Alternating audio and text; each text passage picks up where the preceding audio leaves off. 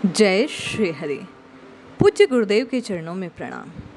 एक साधक ने पूज्य महाराज जी परमहंस महाराज से प्रश्न किया कि महाराज जी, राम का वास्तविक स्वरूप क्या है।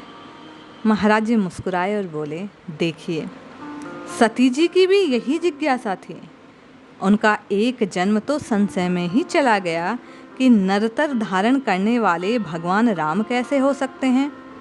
दूसरे जन्म में उन्होंने अथक परिश्रम किया, घोर तपस्या की, भगवान शंकर को पुनः प्राप्त किया और तत्पश्चात सत्संग आरंभ हुआ।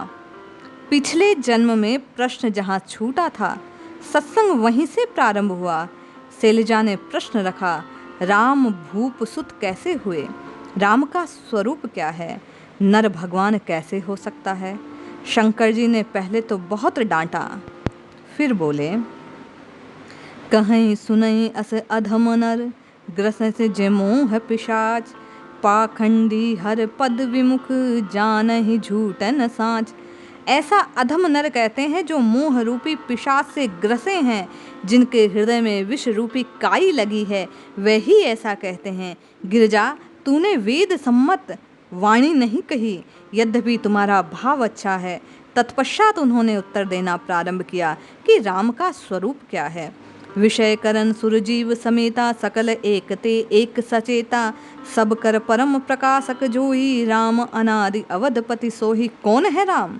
महाराज जी कहते हैं, विषयों को करने वाली इंद्रियों के देवता और जीवात्मा उत्तरोत्तर एक दूसरे के सहयोग से सचेत होते हैं, एक दूसरे के सहयोग से जागृत होते हैं। इन सबको प्रकाश देने वाली जो मूल सत्ता है, वही राम है। इन सबका जो परम प्रकाशक है, वही अवधपति राम है। भाई, वास्तव में इंद्रियां और मन तो चराचर में सर्वत्र पाया जाता है। इसीलिए जगत प्रकाशक रामू, जगत प्रकाश है और राम उसका प्रकाशक है। वे मायाधीश हैं, ज्ञान और गुण के धाम हैं। राम तो सर्वत्र एक जीवनी शक्ति के रूप में है, तभी तो ये पेड़ पौधे हरे भरे दिख रहे हैं।